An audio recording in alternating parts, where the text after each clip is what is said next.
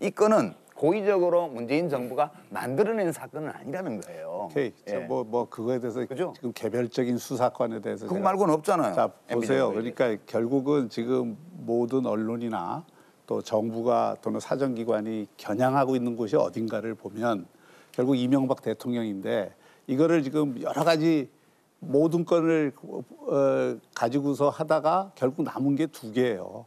하나는 댓글이 결국 청와대 기획을 했느냐, 그 책임자가 이명박 대통령이 아니냐. 이게 막혔잖아요. 김관진 장관이 구속이 안 됨으로 인해서. 그래서 그게 막히니까 결국은 다시 다스로 들어가서 지금 두 가지 건을 갖고 조사하는 거예요. 지금 말씀하신 옵셔널 벤처스에 대한 이 피해가 있느냐 없느냐. 거기에 공권력을 과연 부당하게 행사됐느냐 안 했느냐. 그 예. 건이고 그다음에 다스 비자금이 과연 예.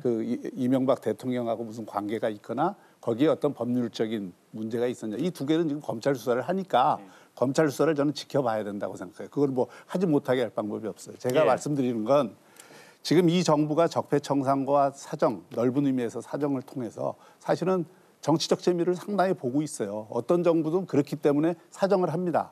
하는데 적폐청산을 통해서 그거는 적폐청산하는 그 과정 자체가 이미 정치적으로는 이전 정권들을 죽이는 일이고 또 그 현재의 정권이 그런 어떤 그 문제를 통해서 정치적인 주도권을 잡게 돼 있어요. 그러니까 이 유혹을 굉장히 느낄 겁니다. 근데 제가 말씀드리고 싶은 거는 문재인 대통령이 들어서면서 제일 강조했던 게 협치예요.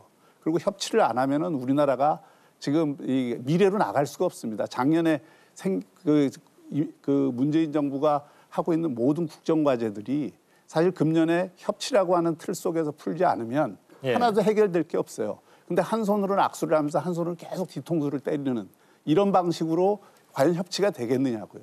이게 결국은 적폐청산이라고 하는 그런 정의를 바로 세우겠다는 취지가 좋을지 몰라도 그걸 통해서 결국 국민들을 분열시키고 또 다른 면에서의 어떤 협치를 불가능하게 하는 그 조건들을 계속 만드는 거예요. 네, 그 말씀은 예. 그 실제 의도가 어떻든 간에 밖에서 이제 상대방에서 들을 때는 뭐 해외 자원 외교 가운데 어떤 불미스러운 일이 있었던 또는 4대강 사업 추진 과정에서 어떤 비리가 있었던 앞으로 협력해야 되니까 이런 걸 묻어달라. 절대 그렇지 않습니다. 그러니까 그게 아니라면은 근데 그게 아니라면은 예, 예. 그게 아니라면은 근거도 희박한 일을 갖다가 정치적으로 공경에 빠뜨리기 위해서 하는 그런 보복성 수사가 아니라면은 어떤 정부가 나머지는 문제가 있다면 문제가 있는데 적폐청산을 국정과제 1호로 삼아서 그것을 1년씩 지속시킨 정부가 있었어요?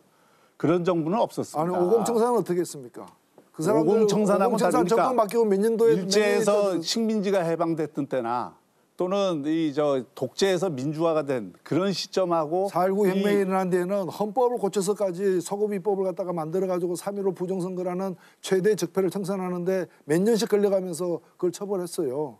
사안의 중대성에 비해서 얘기를 해야 되는 거죠. 아니 국정원이 동원되고 사령부가 동원되는 그런 국가적 불법 범죄 행위를 갖다가 그걸 그대로 둘 수가 있습니까? 그런 불법과 비리에 대해서 수사를 하지 말라는 얘기가 아니에요. 그러면 이거를 괜찮죠. 아니 그런데 이게 아니죠. 이게 그럼 지금 하고 있는 일 중에 예. 무엇이 중단돼야 됩니까? 중단돼야 된다고 제가 예. 말씀드린 게 없어요. 그럼 새로운 걸 하지 왜 말라는 중단돼야 되는 게 없어요. 기다려보세요.